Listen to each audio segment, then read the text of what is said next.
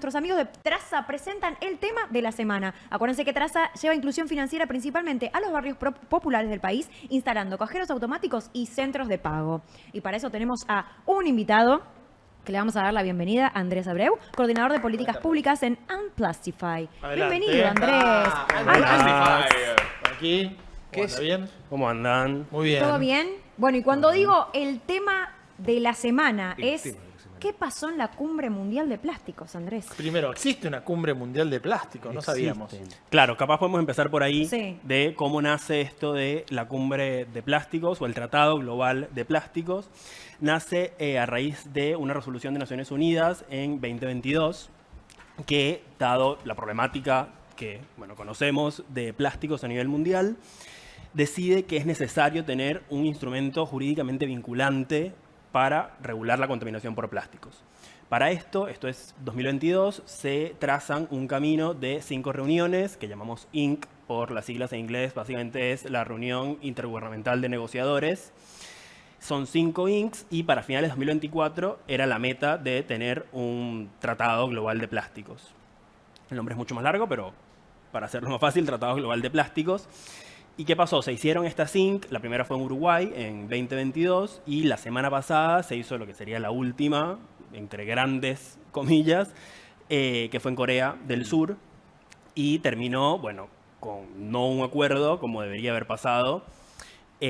Menciono algo que es importante, que es este tiempo de 2 años para todos, para las organizaciones, para los gobiernos. Es algo ambicioso el hecho de decir, en 2 años el mundo se va a poner de acuerdo en qué hacer con la contaminación plástica. Pero fue el camino que se trazaron. Se hizo esta INC 5 en Busan, Corea del Sur. Y después de una semana de discusiones, no se llegó a un acuerdo, no se llegó a un tratado por distintas razones. Pero pues tiene que haber intereses, aunque sean mínimos, chiquitos, comunes. No puedes a ver, si el objetivo es evitar que se arrojen plásticos a lugares no deseados, en algo se tienen que poner de acuerdo. Nada. Hay acuerdos, algunos acuerdos, pero empezamos por que quizás ni siquiera hay acuerdo en la definición de contaminación plástica. Por ejemplo, como el artículo 1, que son los objetivos del tratado, está entre corchetes. Todavía está en negociación incluso la definición.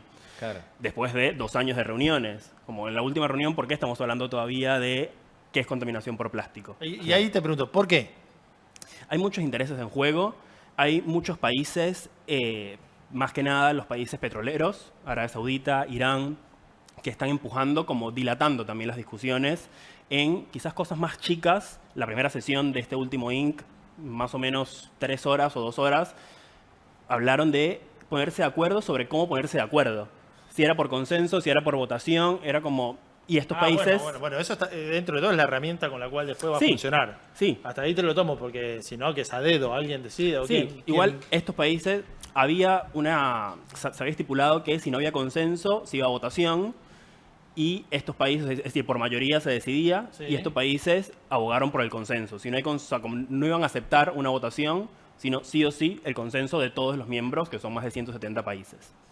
Ok. Ese tipo de cosas. Raro. Sí, ahí también es clave entender esos 2 poderes empujan, ¿no? Porque tenemos, como decías vos, el conglomerado de los petroleros, pero también ahí está Estados Unidos, está Rusia, está China, y después tenemos todos aquellos otros países que tienen o plantean metas mucho más claras en cuanto a lo que es ya no solo el pensar cómo trabajar el reciclado, la reutilización de ese plástico, sino la prohibición y con meta clara a 2050, por ejemplo. ¿Nos puedes contar un poco más esa puja de poder que aparece? Sí, 100%. De hecho, en ese grupo está Latinoamérica y el Caribe, GRULAC, del cual forma parte Argentina, y la posición de GRULAC ha sido siempre muy clara y sobre todo en esta última reunión fue bastante ambiciosa de decir necesitamos primero un tratado ambicioso y no retrasar o no dejar de lado la ambición del tratado y la efectividad por la conveniencia de algunos países. Fue lo que decía el discurso del delegado de Uruguay, que habló en nombre de todo el grupo de Latinoamérica.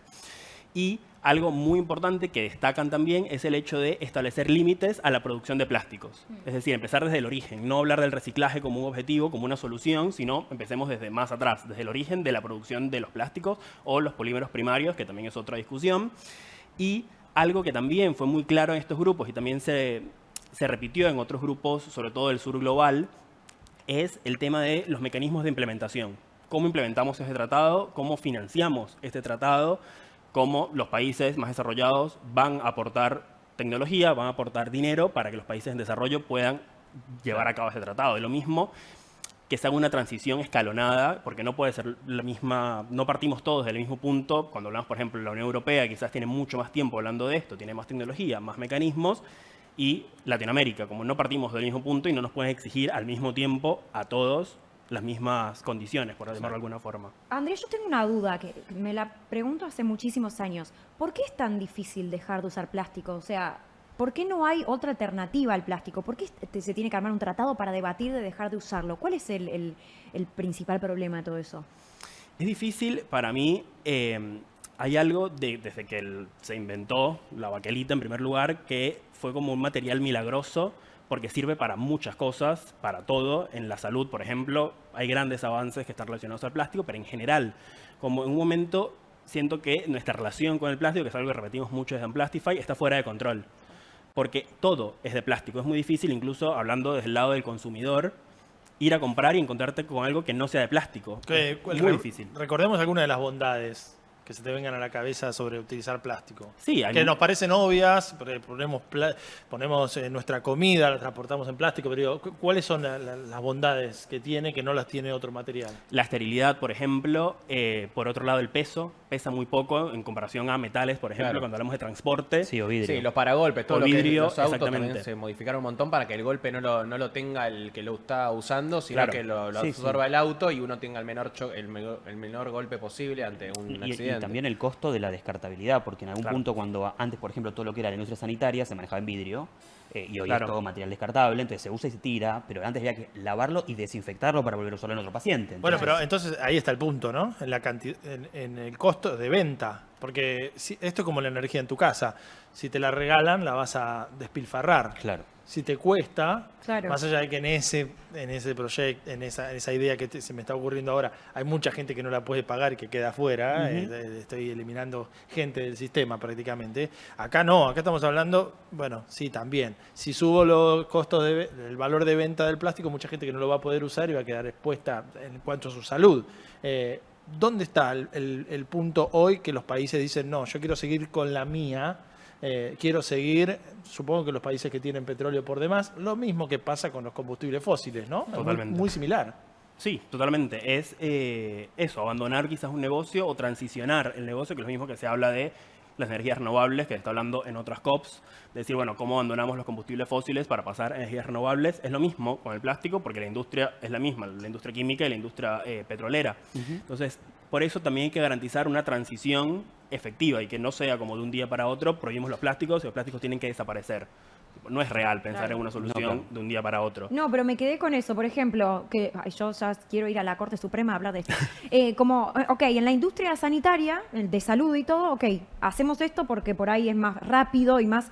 Pero después, los consumidores como personas que, por ejemplo, yo fui a comprarme estas frutas, chicos, o sea, no tenía otra opción, Claro. ¿entendés? Yo digo, no, pero no hay otra opción. Tipo, que hayan estas opciones. ¿Y eso que es por una cuestión económica, que es mucho más caro proponer otro reemplazo del plástico? Sí, puede ser por una cuestión económica, también por una cuestión tecnológica, de capacidad Claro. en el desarrollo de tecnologías. Quizás no la tenemos, que también es parte de lo que muchas organizaciones, desde Unplastify y Asociación Sustentar, que es como nuestro aliado en esto, abogamos por también el desarrollo de tecnologías, que el tratado debe también no solo la transferencia, sino impulsar el desarrollo de nuevas tecnologías para tener alternativas que sean Claro. realmente sostenibles. Hoy en día no hay ninguna alternativa que le pueda competir al plástico. Se están desarrollando alternativas, como por ejemplo los bioplásticos, siempre surgen nuevas ideas o nuevos emprendimientos científicos que están trabajando en esto, pero a nivel masivo me parece todavía no hay una, Claro. una No, porque alternativa. siguen siendo costos muy altos de Claro. elaboración. Es lo que hablaba yo de las bolsas de maíz, ¿no? Por que ejemplo. tuve, que son totalmente un reemplazo para las bolsas plásticas, pero la realidad es que el costo de producción sigue siendo mucho más elevado. Entonces, pero ahí hay otro tema que no venimos hablando mucho, pero ya lo vamos a tomar, que son las externalidades, los costos de algunas cosas que sentimos que no existen, pero que son enormes. Por ejemplo, los costos de ese plástico descartable. Cuando ya deja de ser utilizado y se tira, hay un costo en ese procesamiento o en que quede circulando en el mar. Claro. Y ese costo no está monetizado en el, digamos, en el cash flow de cada una de esas industrias. Y es algo que tenemos que también trabajar. Pensaba en la pesca también, ¿no? Que intentaba, una vez que se quiso legislar, saber qué se va a hacer con las redes, ¿no? Y Claro. contemplar todo este hecho de juntar todas las redes en desuso, llevarlas a un lugar, tratarlas. Claro. Pero No solo pensar en el envase, sino en su cadena de valor y en la trazabilidad posterior. claro, y que esos costos los paguen las empresas, las mismas empresas que son las que... Bueno, terminan pero eso comprando. también hablando, cuando hoy hablábamos con Quique del tema lobbies, y Sí. bueno, todo lo que fue la ley de envases o la ley de responsabilidad del productor, extendida al productor, nunca prosperaron porque hay lobbies muy poderosos detrás para que eso no pase. ¿Hay Sí, lobbies sí. poderosos de Sí, empresas? hay empresas, de hecho el Ciel, que es como la conglomerado internacional de derecho ambiental, sacó una investigación dentro de esta última reunión, donde se descubrió que había 220 miembros de empresas petroleras y químicas registrados para participar en la cumbre, es decir, estaban dentro de la cumbre, 17 de ellos eran parte de delegaciones nacionales, es decir, estaban negociando estas personas Claro. Camuflados. dentro, sí, y hay científicos independientes que se sienten de cierta forma amenazados o amedrentados por la presencia de estos ejecutivos o estas personas que representan a la industria petrolera y química, y que obviamente hay un detrás que quizás no estamos viendo y que gracias a estas organizaciones decimos, están estas personas acá, ¿por qué? Están estas personas acá, porque hay 220, de hecho si fuera una delegación sería la delegación más grande que había en la cumbre. ¿Y Argentina qué postura tiene? La postura argentina está bastante alineada a la de GRULAC como región. Algo muy importante que tanto Argentina como la región en sí manifestó es el hecho de no dejar para después cuestiones trascendentales del tratado, como por ejemplo los mecanismos de implementación, si se va a limitar o no la producción, como que estas cosas no queden para una COP posterior o para los planes nacionales que ejecutan el tratado, sino que no iban a dejar de negociar o dejar pasar un tratado, digamos, blando, para dejar simplemente por el consenso. Como que la postura de Latinoamérica es bastante fuerte sobre eso y Argentina está bastante alineada con la región. De hecho, Panamá fue uno de los países que más ambicioso fue en la cumbre, y 100 países apoyaron a la propuesta de Panamá de efectivamente setear un target global de producción, es decir, un límite de que los países puedan producir. Argentina no está en esos 100 países, pero como parte de la región está alineada, digamos, a los discursos que da GRULAC. Y en eso, Andrés, ¿por qué pensás que acá sí y una semana antes en la COP no? Sí, eso la verdad es que es como bastante desconcertante de cierta forma. Nosotros desde Unplastify somos parte también de una especie de grupo de organizaciones que trabajan con el tema plástico y dialogamos también con funcionarios. Nos reunimos antes del link con el Ministerio de Relaciones Exteriores y no nos confirmaron tampoco si efectivamente lo que ha pasado en la COP, como que no estaban autorizados para darnos esa información, pero en cuanto a los plásticos estaban bastante al día y bastante dispuestos a esto, como a esto que les digo, de discutir, de no dejar pasar cosas. Como la verdad es que a mí personalmente me sorprendió, primero, tener esa reunión, y segundo, esa postura como bastante alineada a lo que está pidiendo la región. Quizás tiene que ver con un tema que también es un tema quizás más alineado a lo económico, el tema plásticos, Claro. que está la industria, como Claro. quizás es un poco más por ese lado. Y acá en este caso, Andrés, ¿hay negacionistas? Digo, ¿hay gente que diga, no, el plástico no es un problema? ¿O que se anima a decirlo por lo menos? ¿O nadie se anima a negarlo? No sé si se animan a negarlo, porque ya directamente hay una declaración de la ONU que dice esto es un problema y lo vamos a atacar, pero tienes como estos perfiles disuasorios Claro. que mencionaba, en donde uno de los puntos, por ejemplo, que tiene que ver con la salud, que hablábamos recién, es... Iba a decir eso, ¿cuál es el caballito de Troya o cuál es Claro. el... hoy hablábamos de perseguir el dorado como para justificar el extractivismo. ¿Qué sentís que quiere inocular aquel que defiende el uso de plástico a rajatabla? Sí, para mí es un tema económico y... Bueno, pero no te lo dicen. No te dicen, Claro. yo quiero seguir porque a nosotros nos conviene. Sí, no. ¿Qué No te te dicen? dicen. ¿Qué te duermen? Eh, ¿Cómo te doran la píldora? No, te buscan esto, como disuadir dentro de las discusiones, de decir, bueno, vamos a discutir más a este punto, que por ahí no es un punto trascendental. Uno de los puntos que tiene que ver con los polímeros primarios que mencionaba es el tema de esta lista de plásticos, de 3.000 sustancias químicas que está comprobado que hacen daño a la salud. Pero, por ejemplo, una de las discusiones es, ¿incluimos la lista en el tratado o no la incluimos? Hay países, por ejemplo, Arabia Saudita abiertamente dijo que no va a firmar el tratado si incluye una lista de químicos que no se pueden usar. Claro. Claro. No, Entonces- es tremendo. Acá Marcos está preguntando en el chat, ¿qué pasa con la distribución de comida? ¿Tendríamos que volver al lechero? Pregunta. Porque está bueno, es lo que planteaba yo, de que esto que te dan en el... ¿Se habla un poquito de eso, de qué se puede proponer para la industria gastronómica para reemplazar el plástico? Sí, hay propuestas, como justo mencionaba Javi, tipo el tema del maíz, envases compostables, Sí.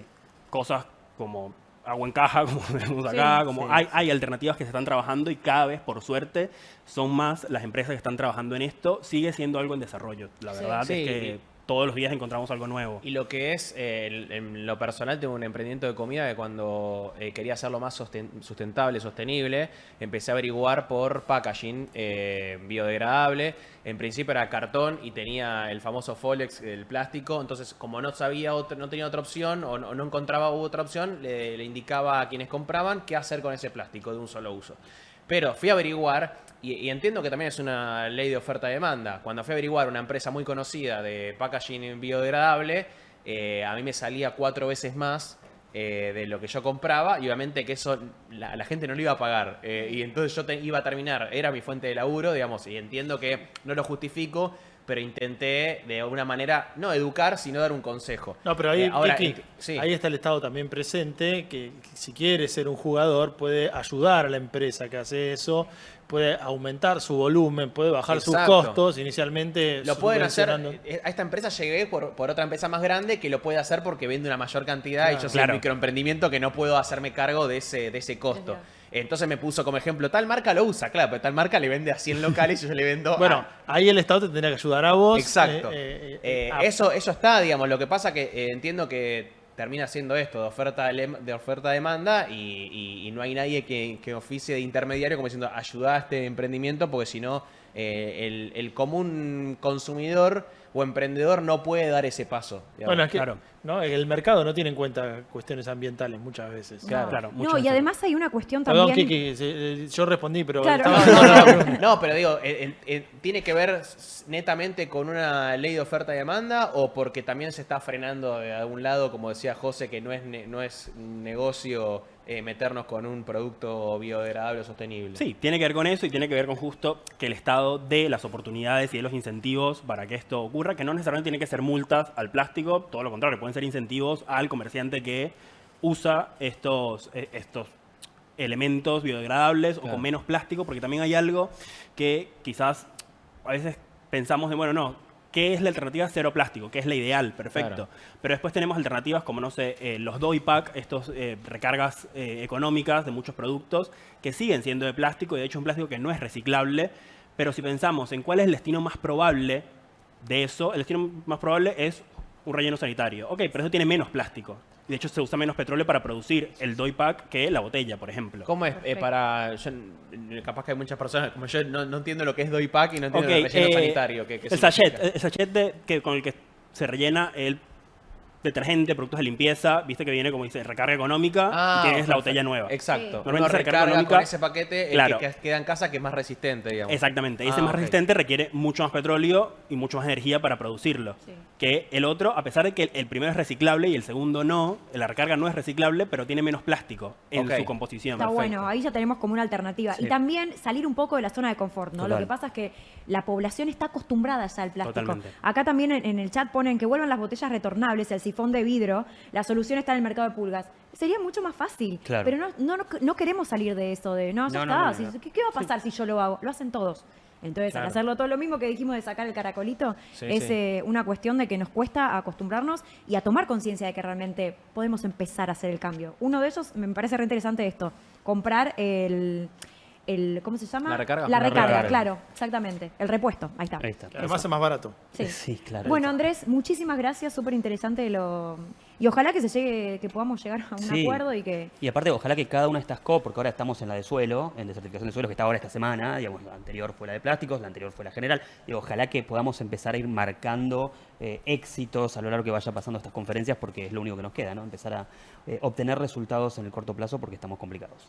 100%. Gracias a ustedes y aprovecho que desde Amplastify Sustentar hacemos el análisis y hacemos un reporte de lo que pasó Ujú. en la Inc. Así que próximamente, seguramente la semana que viene, estaremos sacando el de la Inc. 5, pero ya en nuestra página web están los de las otras 4 Inc. Por si alguien se quedó con ganas de saber más de qué va este tratado y todo, está en nuestra página web, así que los invitamos también a leerlo. Muchas Gracias, gracias. Andrés. No, gracias a ustedes. Muy bueno.